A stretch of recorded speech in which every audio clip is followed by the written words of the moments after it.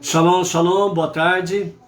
Hoje nós estamos no dia 19 de março do ano 2021 e pelo calendário judaico estamos no dia 6 de Nissan do ano 5781. E nesse novo ano, 5781, já estamos a 182 dias, né, no interior do nosso ano judaico. E portanto hoje nós temos aí a nossa sabedoria, a nossa gota de sabedoria do Rebbe, que é de número 182. Nós temos hoje também algumas coisas para podermos falar relacionados ao Salmo 36 e 37, esses dois salmos preciosos aí, que faz parte da leitura de hoje, os Salmos 36 e 37, né? Queremos trazer para vocês também nessa tarde uma estatística devidamente comprovada cientificamente sobre a questão da pandemia no mundo, né? Então nós queremos aqui trazer atualidades para você com referência a essa questão também. E aí também vamos concluir, né, o nosso comentário de Vaikra, um chamado de amor, para concluir o que os sábios nos trazem com referência ao dia de ontem. E vamos também falar sobre a questão dos korbanot, os sacrifícios e os aprendizados que nós temos aqui para o nosso dia a dia, ok? Então vamos lá, primeiro na nossa gota de sabedoria do nosso Rebbe Menachem Mendel, para iniciarmos aí a nossa tarde com a Torá, ok? A Simone Cremonese, lá de Ribeirão Preto, a Maria Luísa Freitas, de Palmas, Tocantins, já estão aí conectadas. Então vamos lá, vamos em frente na nossa gota de sabedoria do Rebbe.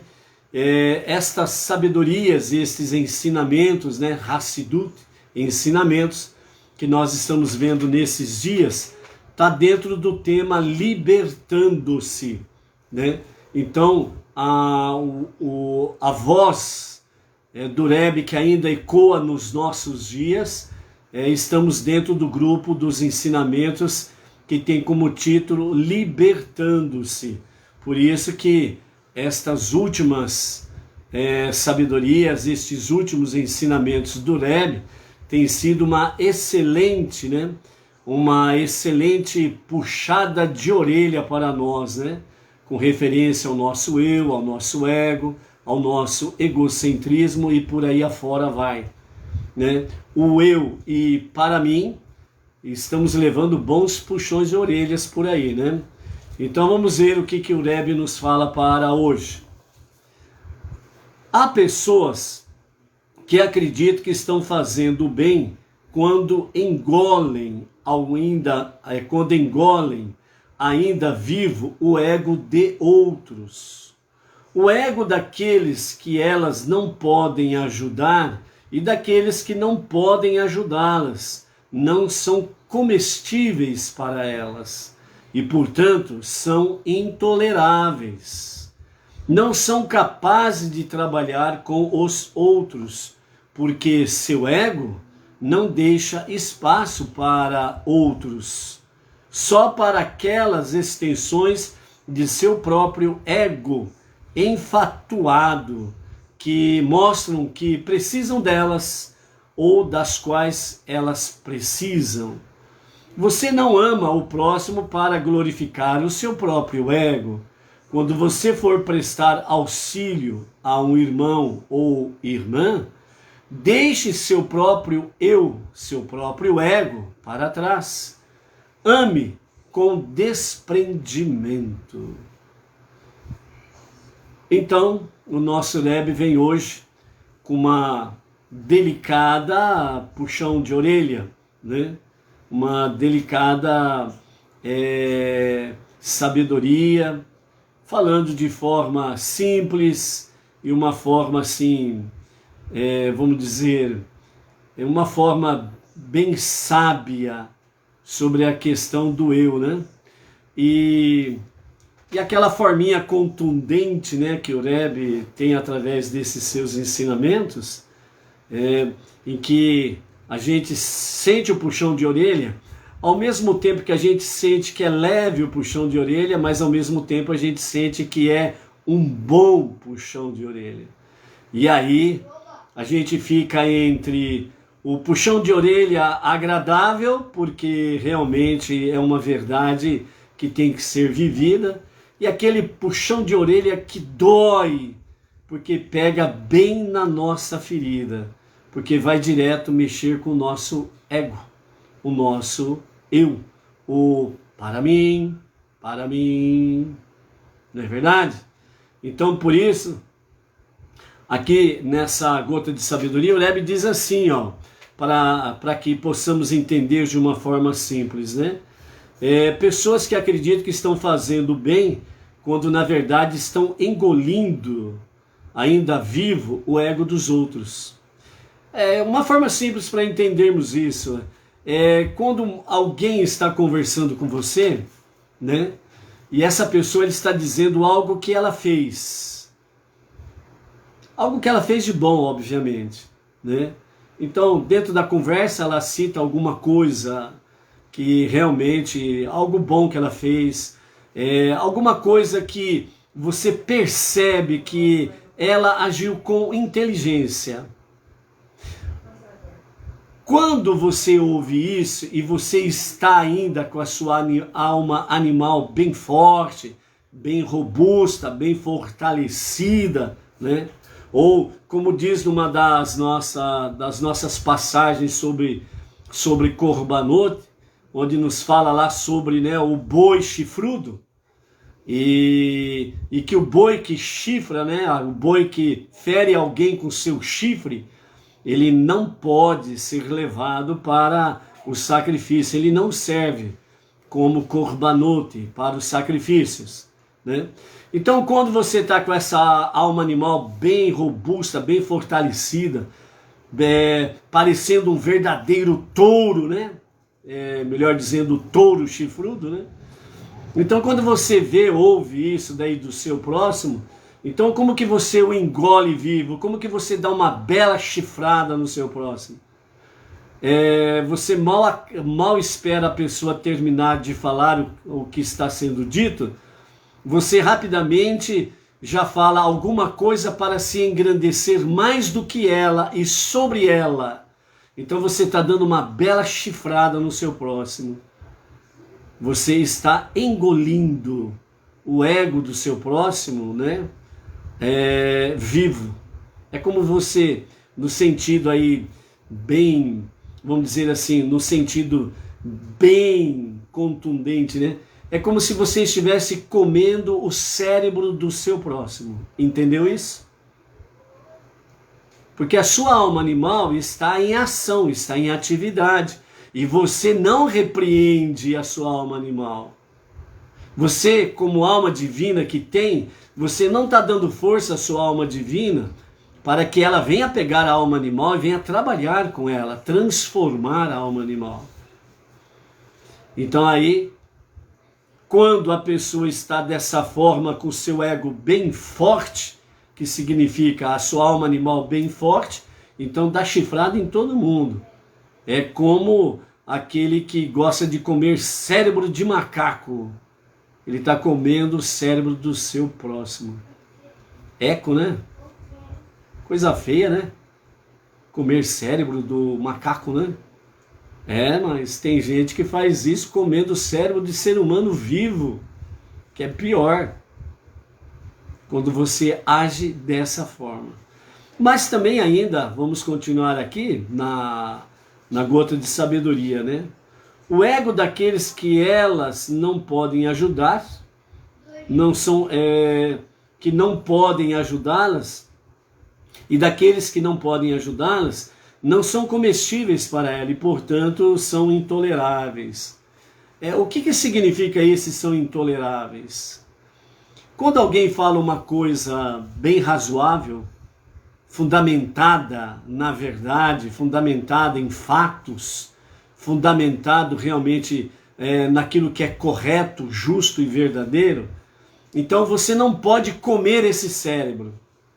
Significa, você não tem como argumentar, porque os fatos, né, que aquela pessoa está dizendo, falando, fazendo, são realmente fundamentados em verdade, fatos reais, fatos verdadeiros, e você não tem como, né, prevalecer sobre a verdade. Então, essas pessoas se tornam para você pessoas intoleráveis. E aí resta o que para quando você está nessa alma animal? Então só sobra você o que? Denegrir a imagem dela. Falar mal dessa pessoa. Jogar a sua boa reputação na vala comum, no lixo. Isso é ser intolerante. É você não reconhecer que o seu próximo, o que ele está falando, fazendo e da forma que ele está agindo fundamentado em princípios que realmente são verdadeiros, são corretos e justos. E você, estando na sua alma animal, lembra que nós falamos ontem, quando a alma divina não cumpre a sua missão de trabalhar com a alma animal para transformá-la a serviço daquilo que é bom, correto, justo e verdadeiro, então o que acontece? Essa alma animal ela pode se tornar perigosa, ela pode se transformar em um monstro. E aí o que acontece? Então, esta pessoa que está nesse nível de alma animal, então o seu próximo, ele vai julgar aquela pessoa como uma pessoa intolerante. Então vai falar mal, vai levantar falso testemunho, vai acusar aquela pessoa de crimes que ela não cometeu, vai acusá-la de pecados que ela não cometeu. Porque a sua alma animal, ela está muito forte. Então, quando a pessoa ela não consegue argumentar, porque os fatos, como diz o velho ditado, né? Contra fatos não há argumentos, então a melhor coisa é agir de forma intolerante, acusando o próximo como uma pessoa intolerante. Acusando a pessoa que está vivendo, agindo de forma correta e justa, fundamentado em verdades, aí a pessoa age contra ela, dizendo que aquela pessoa é uma pessoa ruim, má, criminosa, pecadora, e por aí afora vai. E aí tenta, né, sujar a sua imagem, a sua moral, e joga a sua honra em vala comum no lixo. É isso que você vê por aí sobre questão de intolerantes. E essa é uma prática, percebam isso, essa é uma prática que ela foi muito bem usada e está sendo bem usada até os dias comuns dentro desse sistema socialista comunista, onde a tese deles é bata na mentira até que ela se torne verdade. Então fale constantemente sobre mentiras, acusando as pessoas daquilo que elas não fazem, daquilo que elas não são, e você fique batendo nessa tecla mentirosa sim, mas ela vai virar verdade se você continuar batendo na mesma tecla. E o que nós estamos visualizando nos dias atuais? A verdade virou mentira, a mentira tem virado verdade em muitos segmentos da sociedade, em muitos segmentos políticos, em muitos segmentos religiosos. A verdade virou mentira e a mentira virou verdade. Por quê? São milhares de anos que estão batendo nessa tecla. Acuse-os do que você é, até que as pessoas acreditem que aquela pessoa que você está acusando realmente ela cometeu aquele crime, mesmo que não tenha provas contra ela, mesmo que ela não tenha cometido crimes. Isto é ser intolerante. Porque essas pessoas que estão no nível inferior, elas não têm como argumentar, porque na realidade, contra fatos, contra a verdade, não há argumentos. Então, partem para a mentira, para falsas acusações. É isso que o Rebbe está dizendo aqui para nós, com referência.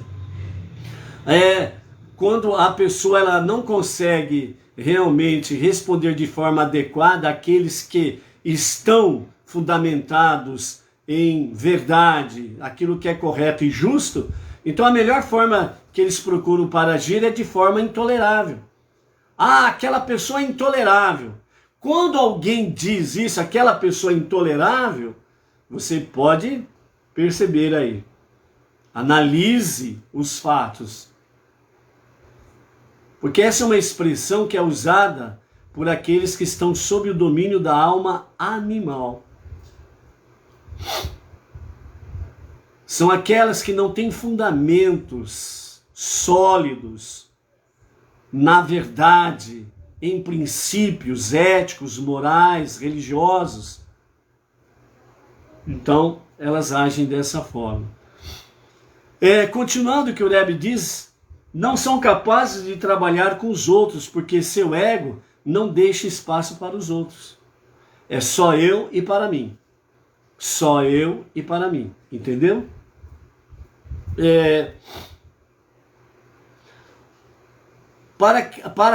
Só para aquelas extensões de seu próprio ego enfatuados que mostram que precisam delas ou das quais elas precisam, né? Então, essas pessoas elas só precisam daquelas pessoas que são um pouco mais fracas nos seus argumentos ou na sua própria defesa. Então elas se vangloriam sobre estas pessoas mais fracas. Ela vem prevalecer sobre essas pessoas, né, humilhando as pessoas e por aí afora vai. Então por isso o Rebbe diz assim: você não ama o próximo para glorificar o seu próprio ego. Então, na verdade, amar o próximo como a si mesmo significa que você não pode dar lugar para o seu ego, para o seu egocentrismo, para o seu eu, para mim. Essas coisas não podem ter lugar quando você verdadeiramente ama o teu próximo. Então, por isso, amar o próximo é não dar lugar para glorificar, exaltar, louvar o seu próprio eu. Porque se você o fizer, além de você não estar cumprindo a mitzvah de Hashem, você está se autodestruindo. Você está se autodestruindo. E não foi para isso que fomos chamados. Não é verdade? Então tá aí. Mudando de assunto, vamos lá. O nosso Rebbe Menachem Mendel, o justo, o tzadik da nossa geração, ele diz assim, que lutar contra as trevas é louvável. E quando se fala lutar contra as trevas, significa lutar contra o mal. É louvável. Porém, diz o nosso Rebbe, que não é essa a nossa missão fundamental. Que lutar contra o mal tem o seu momento adequado. Mas a nossa missão principal é trazer luz. É trazer luz para o mundo. É trazer luz para o mundo. A luz da Torá, a luz da Shekhinah, da presença divina. Certo? Dentro dessa questão de nós trazermos luz, significa que onde tem luz, tem verdade. Onde a luz está, a verdade também está. Então, dentro desse escopo, é que nós queremos trazer luz para as informações concernentes à luz, não somente da Torá, mas à luz de Salmos, por exemplo, onde muitas vezes você lê Salmos e não se apercebe a profundidade dos ensinamentos que nós temos aí, e principalmente para os nossos dias atuais. Então vejam bem, dentro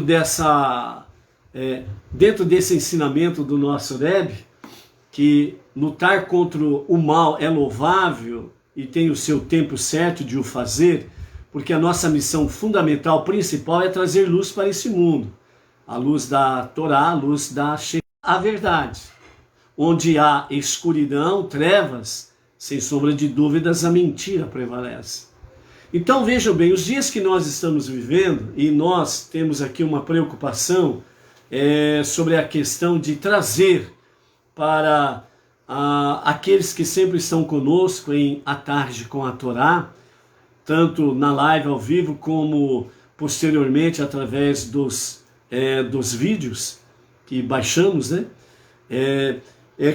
A nossa preocupação é sempre trazer aqui conteúdos de verdade, sem paixões políticas. Muito pelo contrário, o nosso compromisso é com a verdade, não é com a política A ou B ou C. Como diz assim, o nosso compromisso com a verdade, ela está fundamentada sobre dois princípios que nós defendemos e vamos defender com unhas e dentes, custe o que custar. E as duas bases são exatamente estas: consciência divina e consciência família. Disto nós não podemos abrir a mão. Quem não está dentro consciência divina independe de segmento religioso. Preste atenção nisso. Independe de segmento religioso. Consciência divina, seja quem for, é saber que tem um único Deus acima de todos, mesmo que às vezes a visão de determinadas pessoas possam ser um pouco divergentes ou um pouco, como diz assim, aquela visão opaca, né? Da visão soberana daquele que está sobre todos. Não importa. O importante é que a pessoa ela dá vazão, que realmente ela crê que há um Deus acima de todos. Ponto. Essa pessoa ela não se torna perversa, não se torna uma pessoa iníqua. E o segundo ponto é a consciência de família. E nisso nós não podemos abrir mão. Não esqueçam isso. Certo? Então vejam bem, dentro desse escopo, a gente procura trazer aqui informações,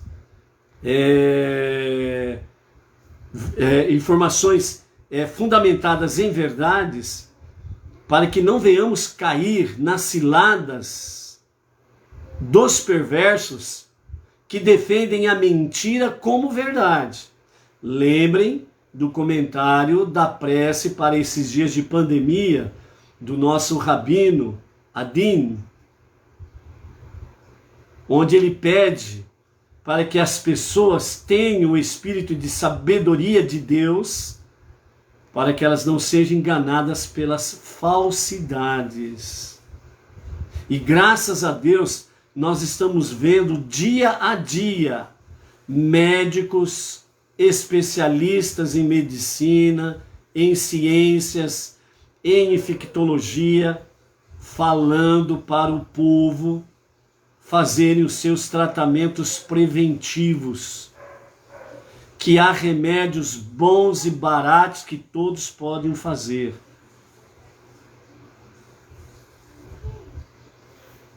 Até um remedinho simples aí que todo mundo conhece, que compra em farmácia, não em supermercado, que compra-se em farmácia, chamado bicarbonato de sódio. Até isto está sendo usado. Procurem nas redes sociais o que esses médicos estão dizendo. Os médicos, amados, cientistas e infectologistas, eles estão entrando em desespero de verem as pessoas morrendo porque determinados governos e determinados prefeitos não estão preocupados com a vida das pessoas. Elas estão avaliando as pessoas mais mortas do que vivas, porque mortas elas valem mais do que vivas. Graças a Deus nós estamos vendo juízes, realmente juízes, graças a Deus, tendo uma mente com sabedoria, trazendo a razoabilidade daquilo que é real e verdadeiro dentro da lei, dentro da Constituição Federal. E mostrando e dando sentenças que determinado estado, determinada cidade, as decisões tomadas são autoritárias, são de ditadores, porque estão usurpando, roubando a autoridade devida a quem está exercendo realmente o cargo para determinar esta ou aquela situação. Graças a Deus, juízes estão aí. Graças a Deus, já está levantando uma boa parte de pessoas, de promotores do Ministério Público, abrindo mais os olhos para aquilo que está acontecendo. As pessoas estão morrendo porque determinados governadores e determinados prefeitos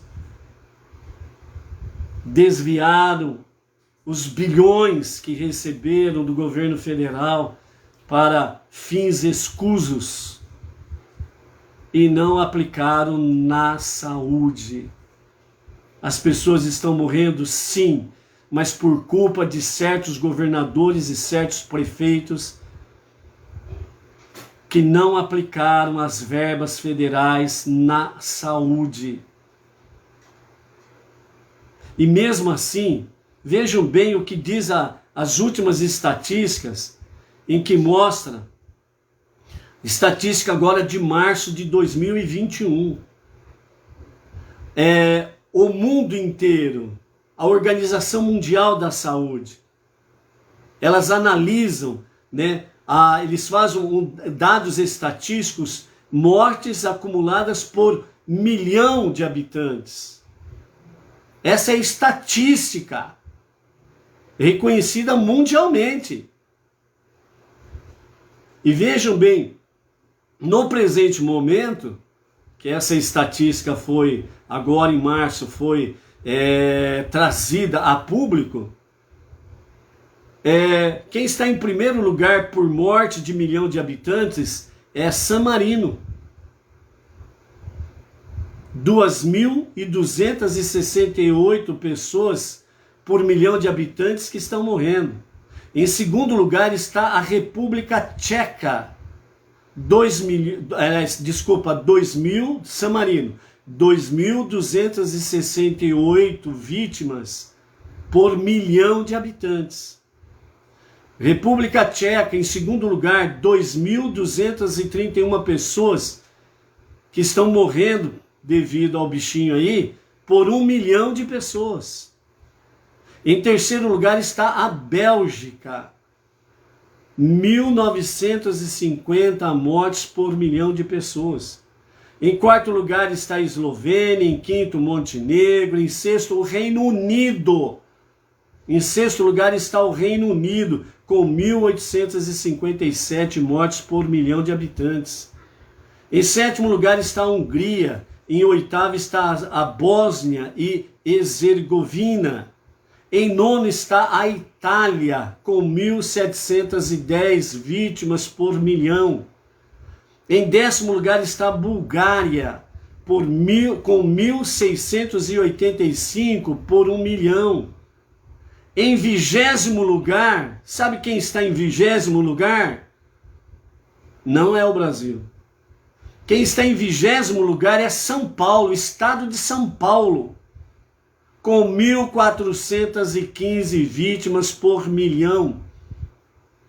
Se o ficar em casa tivesse tido o resultado que faz um ano que estão nessa entre aspas, né, nessa tese maluca, se desse resultado, não teria isto. Em 23º lugar está o Brasil, com 1.339 mortes, até o momento em que foi colocado a público internacional, mundial, a estatística.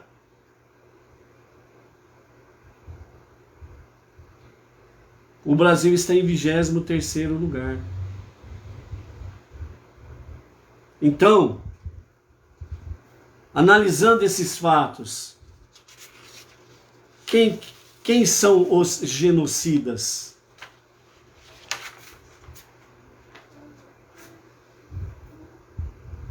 Tem 22 países antes do Brasil, e analisando dentro do Brasil, quem são os genocidas? O Supremo Tribunal Federal falou que o governo federal não pode agir. A única coisa que o governo federal tem que fazer é pagar, mandar verbas. E foi postado aí a prestação de contas, o site da transparência. Cada estado recebendo bilhões para aplicar na saúde. Portanto, o governo federal, segundo o STF, não pode agir, não pode fazer nada. Só tem que pagar, só tem que mandar dinheiro. Foi o que ele fez. Então, quem são os genocidas? Discernimento, gente. Ninguém está aqui para trazer enganação, falsas informações. Como diz a própria prece do Rabino Adin, que tenhamos a sabedoria divina para não cairmos nas ciladas da falsidade, do engano. Também nos fala sobre para que nós não venhamos cair nas armadilhas preparadas aí por aqueles que querem ser ditadores. Vamos para o Salmo 36 e 37 para responder também essas questões. Que nos diz assim, Salmo 36, verso 2: palavras que incitam a transgressão brotam do coração do ímpio, e seus olhos não refletem o temor a Deus. O temor a Deus. Qual é o temor a Deus? Amor à vida. Quem está incitando a transgressão são aqueles que têm um coração de impiedade. Impiedade significa não ter amor ao próximo. Quem está agindo com impiedade, falta de amor ao próximo, deixando as pessoas morrerem à míngua nos seus estados, nos seus municípios?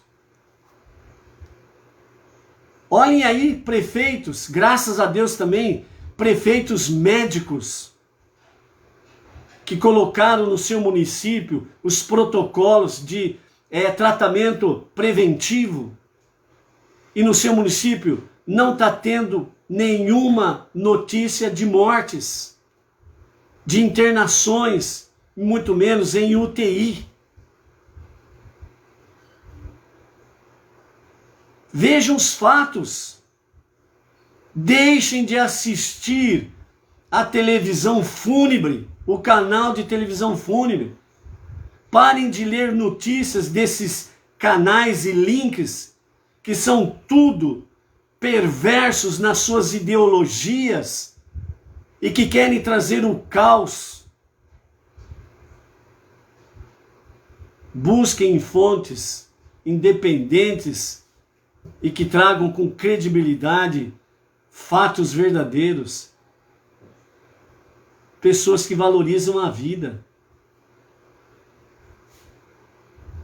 Um prefeito aí de uma cidade do interior aí, dando entrevista, chorando, implorando, pedindo pelo amor de Deus, para que o governo estadual, o governo federal envie para ele. Ele não quer dinheiro, ele diz: eu quero cestas básicas para matar a fome do meu povo. Estão desempregados, estão sem salário, sem nada. Estão sofrendo fome, estão ficando doentes por fome e vão morrer de fome. O prefeito de uma cidade dando entrevista, chorando, implorando por cestas básicas. Olha aonde que esses genocidas estão levando o povo.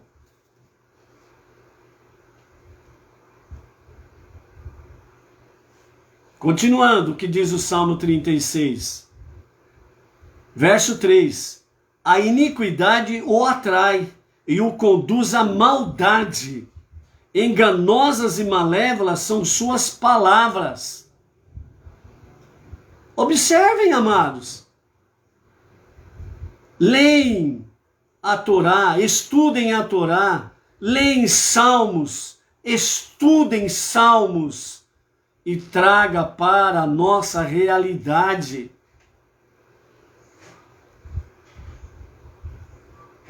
A iniquidade o atrai e o conduz à maldade. Enganosas e malévolas são suas palavras. Fique em casa, nós estamos cuidando da tua saúde. Não faça aglomerações, mas eles vivem em festas íntimas, com aglomeração, sem máscara, sem álcool, sem nada. Fazem as suas aglomerações, mas diz: nós estamos cuidando de você. As suas palavras são malévolas e enganosas. A sabedoria e a prática do bem, eles renunciam. Eles não querem praticar o bem. Eles não gostam do bem, portanto, eles não gostam de você. Eles não gostam da sua vida. Eles não querem você vivo. Eles preferem você morto, porque você rende mais morto do que vivo. Verso 5 do Salmo 36. Mesmo em seu leito planeja o mal, escolhe o caminho que foge do bem e ao mal não abomina, não reprova o mal. Veja o que diz. Mesmo na cama, mesmo no seu leito de dormir, eles estão tramando o mal que vão fazer no dia seguinte. Por quê? Porque eles fogem do bem. Aonde que está o bem? Existem tratamentos preventivos, baratos, acessíveis à população, mas eles fogem do bem. Não tome aquele remédio, vai fazer mal para você, vai dar arritmia, você pode morrer do infarto. Mas o bicho não está matando aí a torta direito, caramba? Não é isso que eles pregam?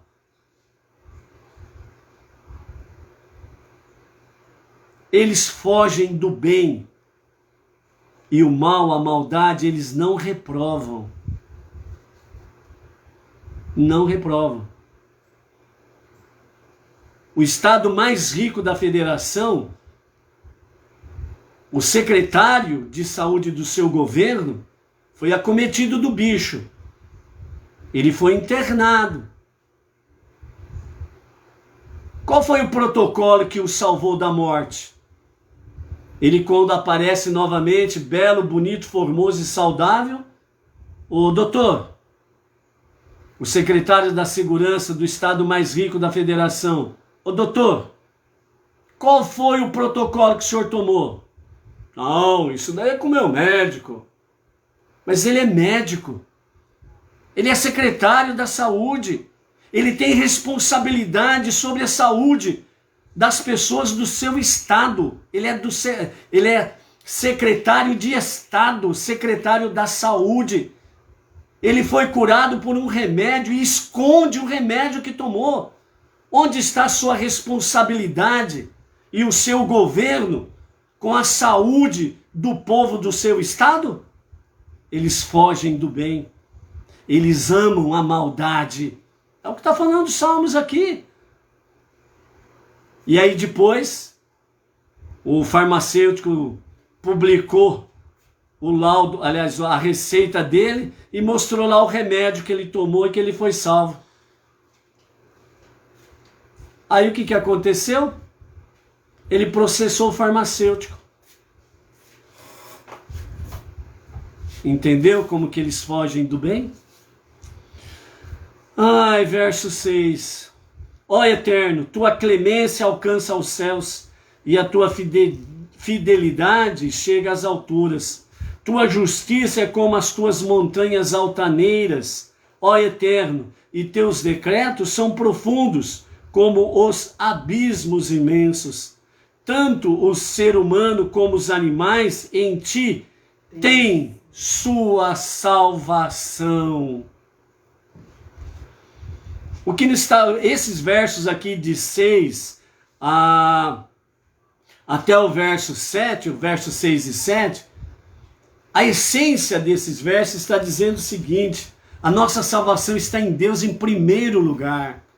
É a Deus que nós temos que clamar, buscar, pedir socorro. É a Deus primeiramente.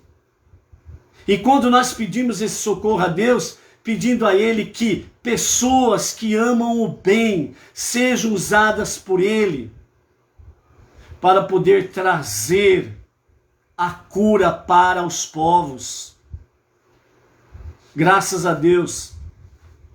Bendito seja Deus que está levantando médicos, infectologistas, cientistas, está levantando pessoas dentro do Ministério Público, dentro do Judiciário, juízes, para começar a mostrar o quão perversos estão sendo certos governadores e certos prefeitos.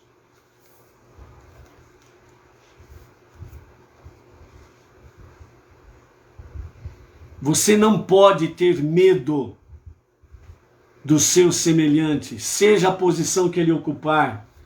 O teu temor, a tua reverência, o teu respeito tem que estar com Deus, porque Ele é o único soberano sobre todos. Por isso que fala aqui o salmista, a tua primeira fala, a tua clemência alcança os céus. Ou seja, quando o povo clama, isso sobe com poder na presença de Deus e Ele ouve o teu clamor. E também fala, a sua justiça são mais altas do que as montanhas, são tão profundas como os abismos dos mares. A sua justiça, ela alcança todos os quatro cantos ou os quatro ventos do nosso mundo, norte, sul, leste a oeste. Versos 8. Quão preciosa é a tua benignidade, ó Deus! À sombra das tuas asas se refugia os homens. Nós precisamos estar refugiados debaixo das asas de Deus. Nós precisamos estar refugiados debaixo da proteção divina. Por isso, qualquer pessoa tem livre acesso a Deus. Você não precisa pagar pedágio, já tem tanto pedágio por aí. Você não precisa pagar pedágio. Clame a Deus diretamente, você é filho. Deus fez um pacto com a humanidade depois do dilúvio com Noé. Você faz parte deste pacto. O pacto que Deus fez com Noé depois do dilúvio foi o pacto da vida, não da morte. Foi um pacto de luz e não de trevas. Por isso, vá direto a Deus. Clame a Deus, o Pai das misericórdias, o soberano do mundo, do universo, e peça socorro, clemência a Ele. Ele vai te ouvir. Não vai te deixar confuso. Ele não vai te deixar enganado. Ele não vai deixar que você caia nas ciladas dos perversos através das suas mentiras e enganações. Ele vai te dar sabedoria para você discernir corretamente todas as coisas. Continuando, no verso 9 do Salmo 36, na abundância de tua morada serão saciadas, e em torrentes refrescantes beberão com alegria.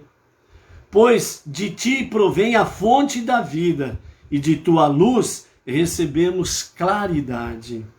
Estende o manto de tua bondade aos que te são devotados, e tua justiça aos puros de coração. Que não me calque o pé o arrogante, nem me desvie a mão do perverso. Eis que tombarão, cairão os que praticam o mal, cairão e não mais se poderão reerguer. Eu creio neste Deus. Eu confio na justiça deste Deus. E por isso eu me refugio nele, diretamente nele, sem pedágio. É o que você precisa fazer. É o que você precisa confiar. Veja, de ti, somente do soberano, Criador de todas as coisas, somente de ti provém a fonte da vida. Somente de ti provém a fonte da tua luz, que recebemos com claridade, com entendimento. Estende o manto da tua bondade aos que são devotados e tua justiça aos puros de coração. Isso daqui se refere àqueles que buscam a Deus de todo o seu coração, que buscam a Deus no seu clamor, no seu pedido de clemência, com confiança que Ele não somente ouve, mas que Ele responde ao teu clamor. E depois, para finalizar o Salmo 36, o salmista diz assim, os versos 12 e 13. No verso 12, o salmista diz assim, que não me calque o pé do arrogante. Sabe o que é calcar o pé? Aquela forma que a pessoa faz, ou com a ponta do pé, como se estivesse esmagando alguma coisa no chão. Ou com o seu calcanhar que está esmagando alguma coisa no chão. Então, que não me calque o pé do arrogante. Então, que o arrogante não venha pisar sobre mim. Que ele não venha me humilhar, que ele não me venha me jogar na vala comum. Porque eu confio em ti, Senhor. Nem me desvie a mão do perverso. Fica em casa. Fica aí quietinho. A mão do perverso. Não. Que a mão do perverso não me desvie. Ou seja, que não me desvie do teu manto de bondade e da tua justiça. Significa que você confia na justiça divina que vai punir os arrogantes e os perversos. Porque no verso 13, finalizando o Salmo 36, eis que tombarão os que praticam o mal. A pior coisa para Deus, a pior coisa para Deus é quando alguém faz o mal para o seu próximo. A pior coisa para Deus é isto. Quando alguém pratica um mal contra o seu próximo. Imagine então, pela omissão eles permitirem que milhares de vidas venham morrer.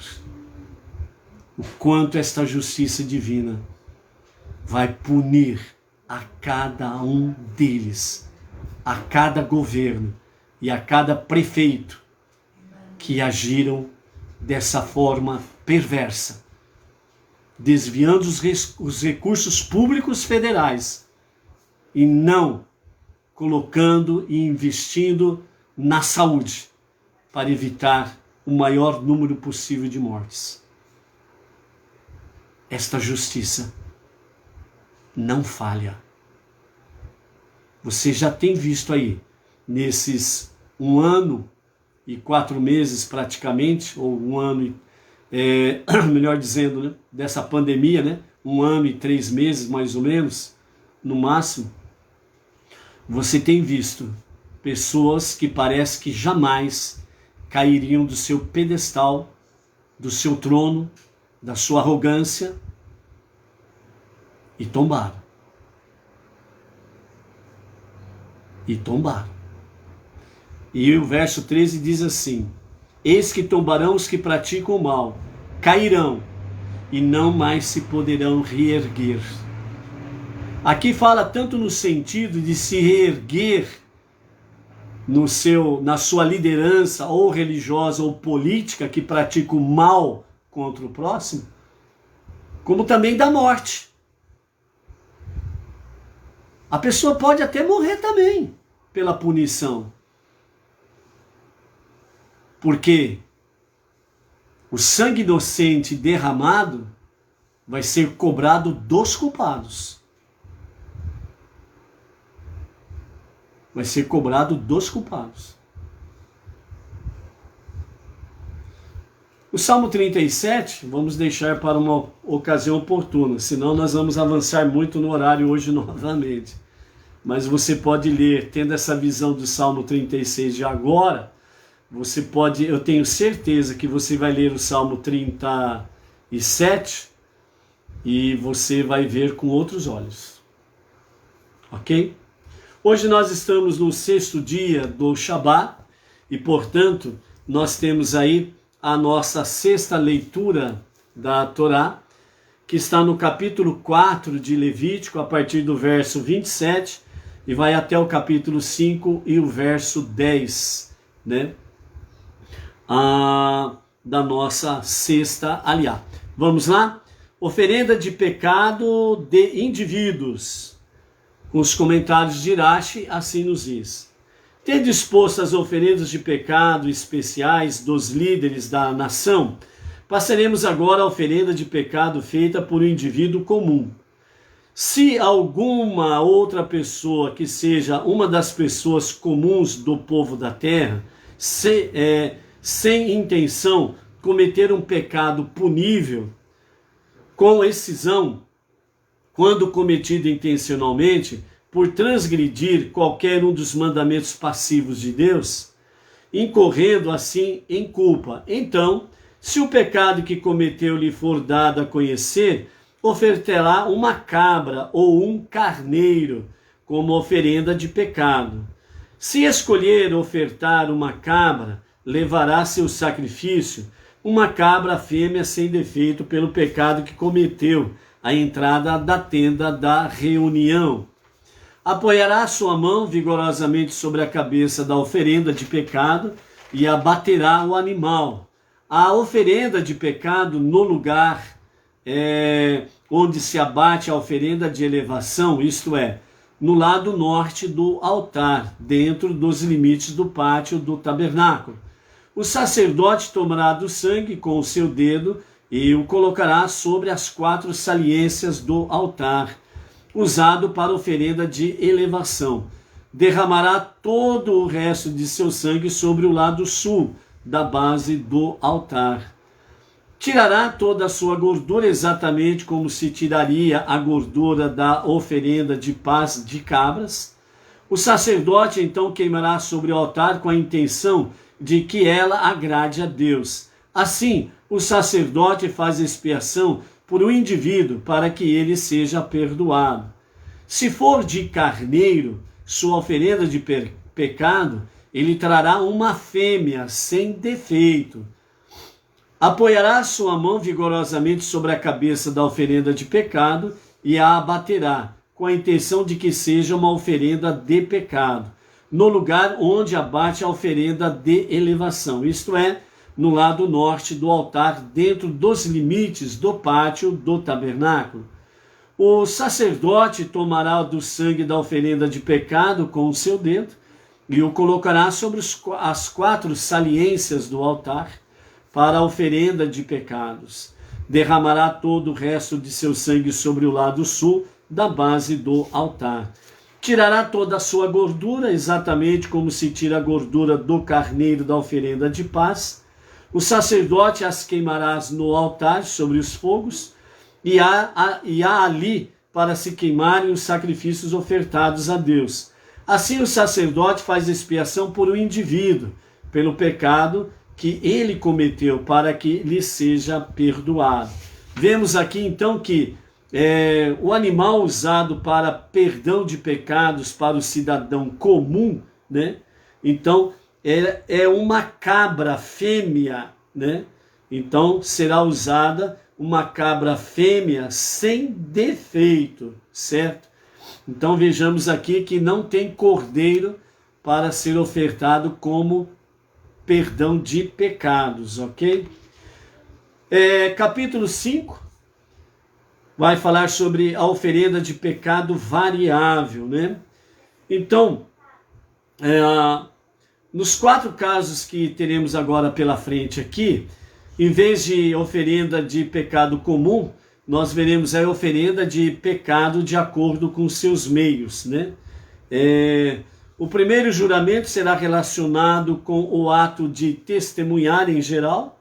Em geral, não deves abster-te de depor em tribunal se tens testemunho a dar. De fato, se um litigante te pedir para testemunhar em seu favor e tu negares que tens testemunho a dar, é permitido ao litigante fazer-te jurar que isso é verdade. Se o indivíduo pecar tendo ouvido uma maldição, for testemunha em virtude de ter visto o ocorrido ou tomado conhecimento dele de outra maneira, se ele negar sob juramento haver testemunhado o incidente e, portanto, não prestar testemunho, carregará as consequências punitivas de sua transgressão. Aqui está falando sobre a questão do testemunho verdadeiro, porque existe no Código Penal a questão do falso testemunho. Numa audiência no tribunal, né, a pessoa que se presta a prestar um falso testemunho e naquele momento for comprovado, ela é presa em flagrante delito por falso testemunho. Então aqui a Torá está orientando, sem sombra de dúvidas, se a pessoa ela tem um testemunho verdadeiro a dar dos fatos, ela não pode se negar a fazer. Ela não pode dar um falso testemunho, certo? O segundo tipo de juramento, cuja violação requer que faças uma oferenda de pecado variável, será mais para frente discutido essa matéria também, né? Ou será explicado mais tarde que o cadáver de um animal, exceto de animais permitidos, que tenham sido ritualmente abatidos de modo correto, transmite impureza ritual. Assim, se o indivíduo tocar no cadáver de qualquer animal espiritualmente impuro, seja o cadáver de um animal selvagem espiritualmente impuro, o cadáver de um animal doméstico que estiver espiritualmente impuro, ou o cadáver de um animal rastejante que espiritualmente impuro, mas esquecer-se de que se tornou ritualmente impuro dessa maneira, e durante o período em que não souber que está ritualmente impuro, comer alimento consagrado ou adentrar ao recinto do tabernáculo, que é punível com excisão, que é morrer prematuramente sem deixar filhos, percebendo mais tarde que estava impuro quando fez, incorrerá por isso em culpa. Ou será explicado, né, mais tarde que o indivíduo contrairá impureza ritual se tocar um cadáver humano, Tocar uma pessoa que teve emissão seminal ou uterina, tocar uma pessoa menstruada, né, uma mulher, portanto, também tocar uma mulher após o parto, ou comer carniça de uma ave permitida, que não tenha sido abatido de forma correta, né? Então, dessa forma, a pessoa se torna impura. Assim, se alguém tocar um cadáver, direta ou indiretamente, a impureza ritual transmitida por um ser humano, contrair alguma outra forma de impureza ritual, tocando uma pessoa que haja tido emissão seminal ou uterina, uma menstruada ou uma mulher após o parto, ou até tocar um homem que esteja impuro por ter mantido relações conjugais com uma menstruada, por exemplo, então ele se torna também impuro. Comer, né, carniça de uma ave que seria permitida, mas, portanto, ela foi morta não de uma forma correta, né? E então, a se alimentar dessa forma se torna a pessoa também impura. Não souber que está ritualmente impuro, comer alimento consagrado ou adentrar a recinto do tabernáculo e perceber mais tarde que estava impuro quando fez, incorrerá por isso em culpa. É aquela questão que existe diferença em culpa e dolo. O dolo é quando se tem a intenção de fazer.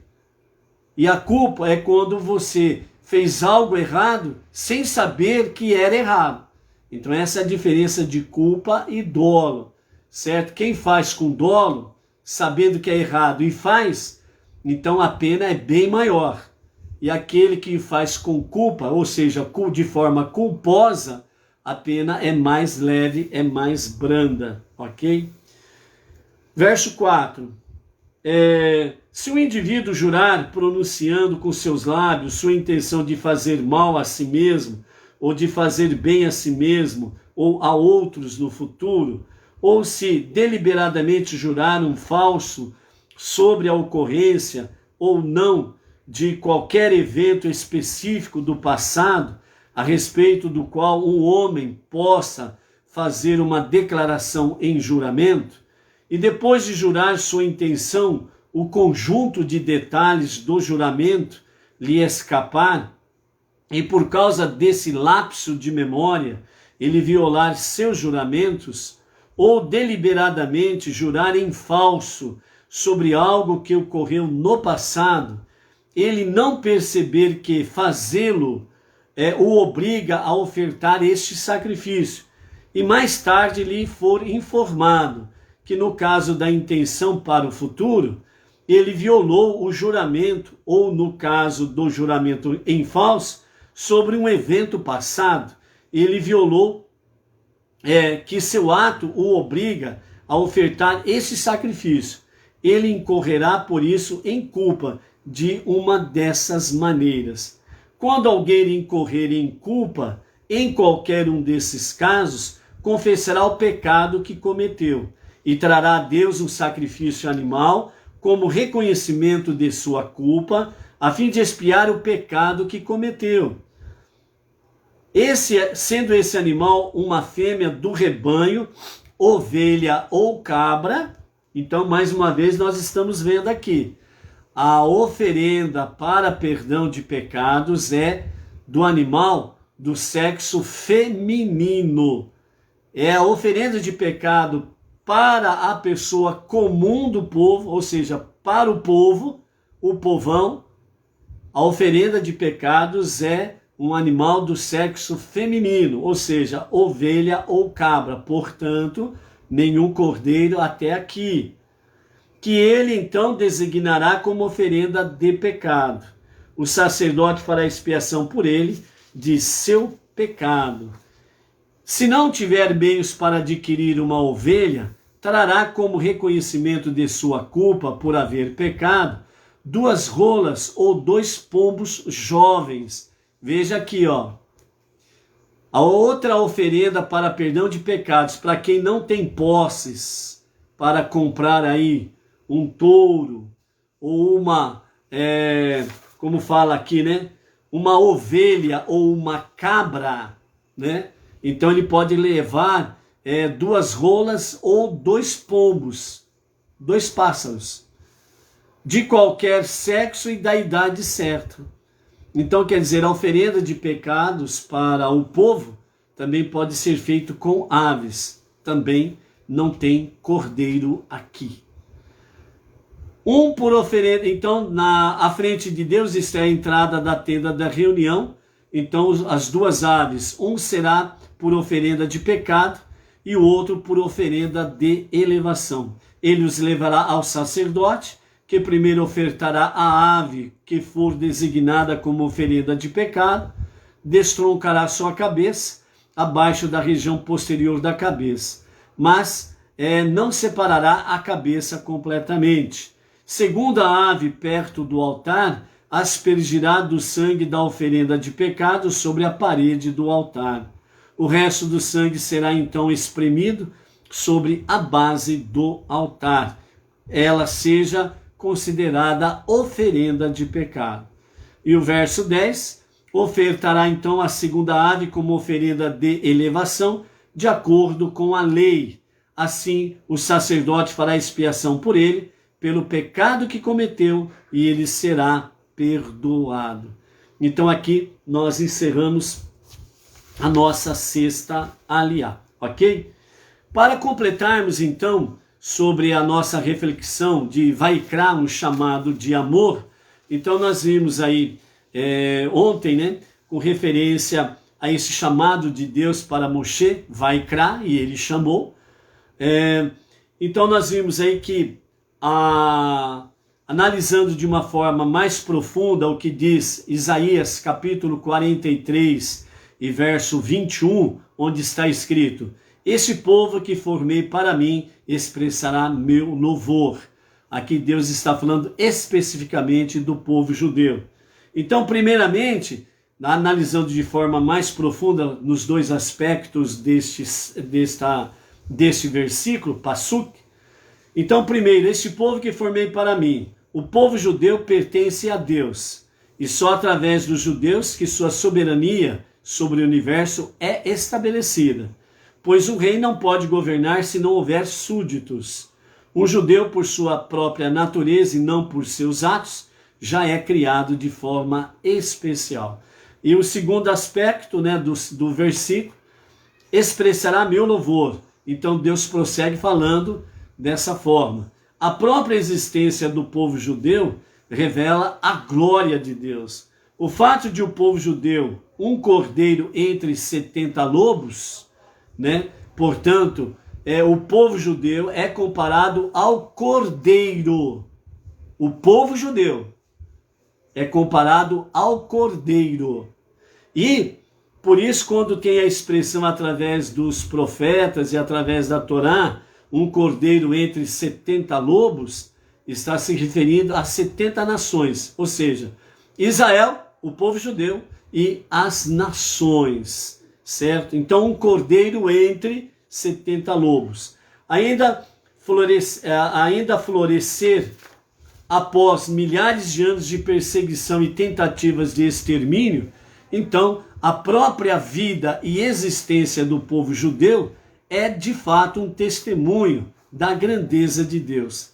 Cada judeu é uma prova da existência de Deus e faz com que o seu nome seja louvado. Quando alguém perguntar para você assim, me dê uma prova que Deus existe, você simplesmente responde: a nação de Israel, o povo judeu vive. Não precisa explicar mais nada. Está aí, bem claro. Você quer uma prova da existência de Deus? O povo judeu vive. A nação de Israel foi estabelecida a partir de 14 de maio de 1948. Tentaram dizimá-los de todas as formas e inúmeras oportunidades. Não conseguiram, mesmo sendo superiores em número e poderio militar. Não conseguiram. Por quê? Porque diz Isaías 43, verso 21. Este povo que eu criei para mim, diz o soberano do universo. Então, portanto, isso é relevante, principalmente em nossa geração, que veio após a terrível destruição de nossos irmãos no Holocausto. O fato de existirem judeus atualmente, perpetuando com orgulho a nossa tradição sagrada e criando uma nova geração de judeus para continuar a impregnar de santidade o universo, é por si só um verdadeiro milagre, sendo um testemunho da grandeza de Deus. Então, o imenso amor que Deus tem por cada judeu independe de suas ações. Demonstra quão importante é que nos amemos, nós amemos, nossos irmãos judeus e sempre os julguemos de modo favorável, pois cada um de nós é um tesouro especial. Se você quer ser um tesouro especial de Deus, você precisa somar-se com o povo judeu, como diz Sofonias 3:9. Ok? Depois nós vimos aí sobre aquela questão da alma divina e da alma animal, E de acordo com a Kabbalah, a consciência divina nasceu neste mundo com o único propósito de aperfeiçoar essa identidade animal interior e a elevar o plano espiritual.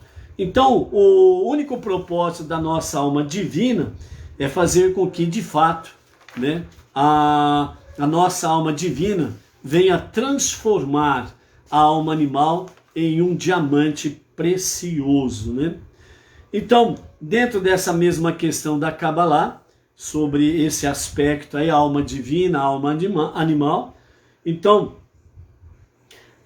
os rituais dos korbanot, dos sacrifícios, que tem uma relação diretamente com a nossa vida. Então, dentro desse escopo, o trabalho psicológico do homem, do seu lado animal, ele pode ser exercido em 2 passos básicos. Primeiro, para lidar com o animal em você, é a determinação e compromisso de mudar o status quo de sua vida e para desafiar sua identidade animal. Ou seja, o primeiro passo é o seguinte: eu preciso mudar esse estado natural da minha alma animal. Porque se ela não for devidamente tratada, ela pode se tornar perigosa e pode se tornar um monstro. E aí cometer barbaridades, não é verdade? Então, esse é o meu desafio e eu preciso realmente encará-lo de frente. O segundo passo, ou a segunda fase dessa situação, você deve pegar o touro pelos chifres e exercer total controle sobre sua própria vida e identidade.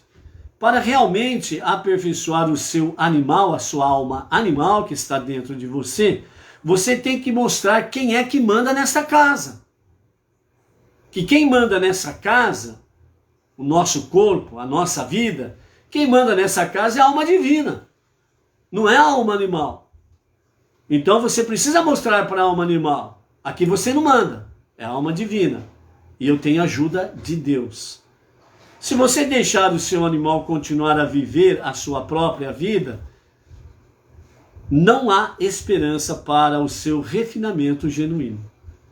Então a sua alma animal vai te dominar e vai te levar a você a praticar coisas abomináveis, coisas realmente bizarras na sua vida. Particularmente, você deve desafiar a maneira como o seu animal come e bebe, simbolizado pelo corte do tubo de alimentação, do tipo de oxigênio que inala, simbolizada pela traqueia, tudo isso referente ao sacrifício dos animais no tabernáculo e no templo, Tende a alterar tanto a atmosfera que rodeia e o tipo de informação dado a ela. Você precisa mudar dessa forma. E aí então nós vamos para a terceira etapa dessa situação, desse trabalho para mudar realmente o nosso lado animal. E nessa terceira etapa diz assim: você leva o sangue do seu animal e o asperge no altar. Significa o fato que você nunca deverá destruir o fervor e a paixão de sua alma animal. É aquele detalhe da alma animal que nós falamos, a sua coragem, a sua ousadia, a sua intrepidez, que está relacionado ao sangue. Por quê? No sangue há vida. E nessa questão aqui, o sangue ele é levado ao altar para ser aspergido sobre o altar, para que ele seja queimado e transformado num incenso agradável a Deus. Isso significa para nós transformar, né, a nossa alma animal em algo bom, devidamente unido com a alma divina. Então, o egocentrismo da alma animal, que é a sua essência, não é o mal. A alma animal, ela não é má em si. A alma animal, ela é egoísta. Mas se ela não for devidamente trabalhada, ela vira um monstro e se torna muito perigosa, certo? Esse que é o detalhe, ok? Então, nessa terceira fase, né, você leva ao sangue. Lembra aquela expressão que certas pessoas falam? Meu sangue está fervendo. É isso daí. É essa força, essa coragem, essa ousadia, esse fervor, mas levando para o lado do bem, para o lado da luz, para somar a alma divina, para cumprirmos a nossa missão. Em vez disso, você deve santificá-la para Deus. Então essa é a sua terceira etapa. E aí entra finalmente a quarta e a última etapa. Você deve tirar a gordura e queimar em cima do altar. Ela representa indulgência e obsessão com o prazer. Então, né, a gordura, ela simboliza exatamente o que? A indulgência e a obsessão pelo prazer. Que é o que? Desejos desenfreados. No exemplo simples, né? Falando sobre comida, um exemplo simples, por exemplo. A pessoa, ela vê um determinado alimento, enquanto a panela não ficar vazia, ela não para de comer. Ela já comeu o suficiente para matar a fome. Ela comeu já o suficiente para que o seu organismo possa realmente ter o bolo alimentar devidamente proporcional para poder o seu aparelho digestivo digerir todo este bolo alimentar e separar para cada função específica os seus minerais, né, vitaminas, e por aí afora vai. Os seus nutrientes, certo? Então, vai alimentar tudo aquilo no seu organismo, no seu corpo humano, tudo aquilo que é útil. E aquilo que não é útil é eliminado normalmente. Então, quando ultrapassa esse limite, a pessoa, ela representa aqui a questão da gordura, e tirar a gordura e queimar, que significa exatamente anular a indulgência e a obsessão, que são prazeres, né? A indulgência e obsessão são desejos desenfreados, né? Por exemplo, você se alegra, você vibra com uma pessoa que injustamente ela foi acometida de um mal. Falando nos dias atuais, né, de pandemia, por exemplo, né? Então, uma pessoa aí que, porque ela precisou sair de casa, ela é perseguida por forças de segurança e é jogada, né, no chão, é pisoteada, é algemada e, como animal, jogada dentro de um chiqueirinho e levada presa. E aí então essa pessoa que não tratou direito dessa gordura, deste desejo desenfreado de se alegrar com a injustiça sobre os outros, então ele se alegra, aê, bem feito, que não sei o que lá, né? E por aí afora vai. É aquela questão da indulgência, né, de pessoas que... você ficou sabendo que fulano de tal está doente? Está mesmo? Puxa, que bom, né? Até que enfim, né? Alguma coisa aconteceu com aquela pessoa. Então, queimar a gordura, né, é tirar realmente esses desejos desenfreados que afetam o próximo. Essa é a última etapa, queimar a gordura. Dessa forma, portanto, a conclusão que os sábios nos trazem, para aqueles de nós que lutam com tais aspectos semelhantes a animais, como a preguiça, a raiva, egoísmo, dependência, apatia, desonestidade, as leis de oferendas de animais fornecem um plano escrito para encurralar esses impulsos, quebrando sua selvageria e convertendo-os para o uso divino, para o serviço a Deus. Portanto, amados, por isso que Deus, ele realmente gasta, no bom sentido, centenas de versículos para falar sobre os korbanot, sobre a questão dos sacrifícios no tabernáculo no deserto e depois no grande templo em Jerusalém. Ok? Então, aqui nós encerramos a nossa aliá. Estamos no 6º dia do Shabat. Logo mais ao pôr do sol adentramos no Shabat. Então, para você, sua família, para você que está sozinho, para você que está junto com a sua família, para você que está em comunidade, então uma boa preparação do Shabat, uma boa preparação para junto com a sua comunidade, uma boa preparação para você que está sozinho, né? É um grande desafio para você que está sozinho poder realmente se preparar para o Shabat e poder viver o Kiddush do Shabat. Então, uma boa preparação, um Shabat Shalom para você, sua família, para a sua comunidade.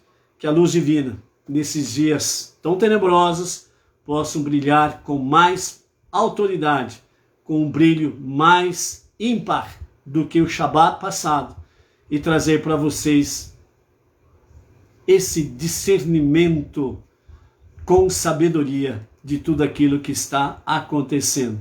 Seja forte, seja luz, seja vida e vida com liberdade. Não, como diz o Salmo 36, que eu não caia na mão dos perversos e nem que as mãos dos perversos me desviem de ti, ó Deus. Shabbat Shalom, até amanhã às 14 horas, à tarde com a Torá.